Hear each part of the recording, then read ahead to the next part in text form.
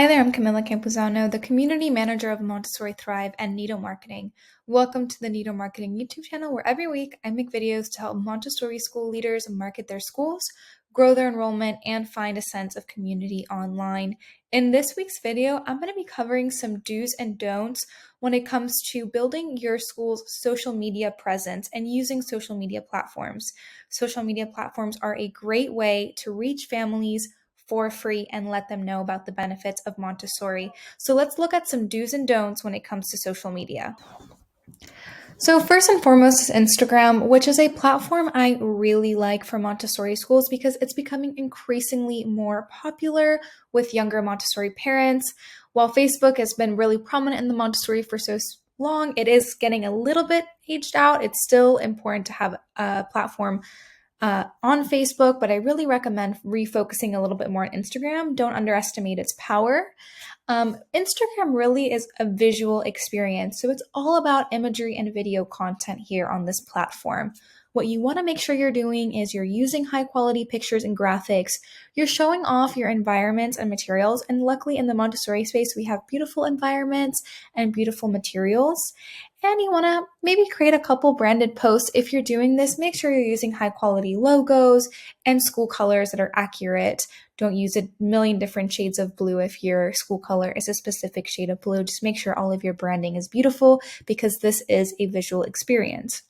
What you don't want to do is use graphics that are really unrelated to Montessori. So if you're using graphic design posts that you maybe create on Canva, or maybe you have a graphic designer, you want to make sure that they actually are relevant and appeal to the Montessori audience. I'll show some examples of how this looks.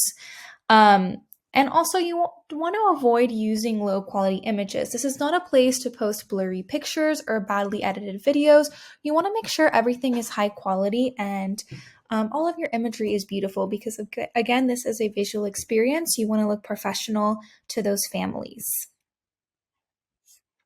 So here are some examples of some graphics and imagery that I do like for the Montessori space. So as you can see on the very left, I have a little graphic that says "Thank you teachers for Teacher Appreciation Week." It's a little bit more Montessori relevant. You can see some materials that you would see in a Montessori classroom. The graphics don't feel out of place for the Montessori space. And it's an easy post you can create. This one was created on Canva in a matter of seconds. And you can, of course, hire a graphic designer to do similar work for you. Another example is just a quote from Dr. Maria Montessori. This is a great inspirational post to kind of give people some insight about the Montessori philosophy. I would use my school colors in this post. So in this case, it would be a vibrant green, but you can, of course, color match to your school brand colors. And in the picture, you can see it's a high quality picture. It's Montessori relevant. There's interest there. You see the children working together. You see metal insets in the background. So you see those famous Montessori materials in a Montessori environment. So it's very visual and the parents can kind of see a little bit more into what Montessori is all about. Here is more of an example of what to avoid when it comes to visuals that you're posting on Instagram. As you can see here on the left, you have information that is all relevant to Montessori, but the imagery doesn't line up with what the information has to share. So you're seeing here a primary program during a Montessori primary classroom. You're seeing some information about what the classroom provides, but the imagery feels out of place. Maybe something like using the right branded colors, a font that's more appropriate, and maybe imagery of something like the pink tower or something that you would find in a Montessori primary classroom would make more sense. In the middle here, you see a graphic that, again, just doesn't really feel appropriate for the Montessori space. And on the very right, you see a picture that is not necessarily Montessori related. It's not the best quality. It's a little bit hard to see. It's not right for a Montessori Instagram account. Moving on to Twitter. Twitter is all about being short, sweet, and to the point. You have a character limit on Twitter, so it's all about typing your content really quickly.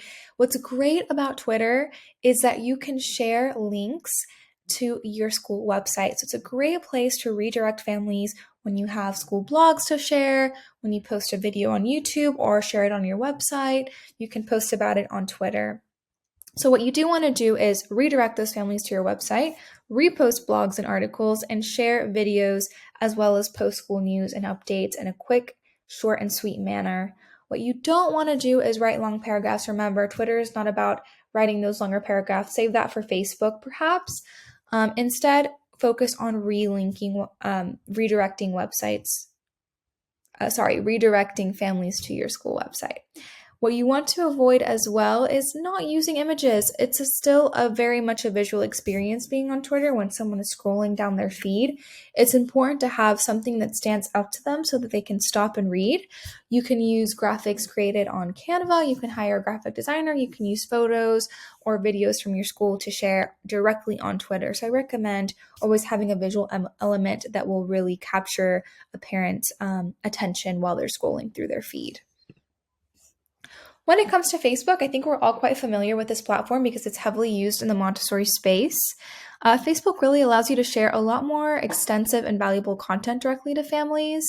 What you want to do here is, again, redirect parents to your website. You can always relink to your blog, to your program information, to your open house information, to scheduling a tour, etc. You can repost your school blogs. You want to be able to share those parenting resources that you're sharing on your website, maybe some articles, podcasts, parenting videos that you found helpful. You can also create and share events on Facebook. This is really easy. It takes like 2 minutes to create an event. So let's say you have an open house coming up and you want to promote it. You can do this by creating a Facebook event and it will pop up in local events. So it's great to do. It takes a very short amount of time. You just need a header image and some information about the event, and parents can show if they're interested. And also what you want to be doing is engaging with families. So if families are commenting on your post, and this goes really for all platforms, you want to make sure you're responding and you're just being mindful that, you're appreciative of them sharing some of their time to drop a comment or ask a question. So it's important to be engaging on these platforms. What you don't want to do on Facebook is post too much or post irrelevant content. If you're posting too much and you're just taking over a parent's feed, it can be really overwhelming for them. One post a day is more than enough. Even that, you can do once every other day. I do recommend at least a weekly post. If you have a blog, that's great to share. But don't post too much and don't post irrelevant content. You want to keep things focused and to the point when it comes to all of your social media platforms. Finally, I want to talk a little bit about YouTube because video content is so valuable in the Montessori space. YouTube is a great place to share that video content of your school. Not every school has to have a YouTube channel. You can share video content directly on your website. We do recommend doing this. It's great for your SEO. It's great just in general to have on your website so that parents can really engage further directly on your website and learn more about Montessori in a dynamic way. But what's great about YouTube is it's easy to post and you can build a small community online on this platform. And it's also really popular. Now YouTube has features like Shorts, which work similarly to Reels or TikTok. So you can post short video content, you can post longer video content. It's really quite diverse. What you want to do here is create promotional videos and share parenting videos that are helpful to your community. What you don't want to do is post poorly edited or low quality videos because this will make your school look slightly unprofessional. So you want to make sure you're keeping it focused. I do hope you found this video helpful, and I hope that you focus on building a stronger presence on social media, especially on Instagram, as young moms are really spending a lot more time on this particular platform. Instagram is a really valuable space for you to share information about Montessori and to keep in touch with not only prospective families, but current families as well, and keep them engaged in daily life. I recommend building a presence across all social media channels if you have the capacity to do so, because it's a free space for you to promote your school. If you have any questions or comments about using social media in the Montessori school space, please drop those in the comment section below. We love hearing from you. I'll be back next week with another Montessori marketing video. Until then, take care.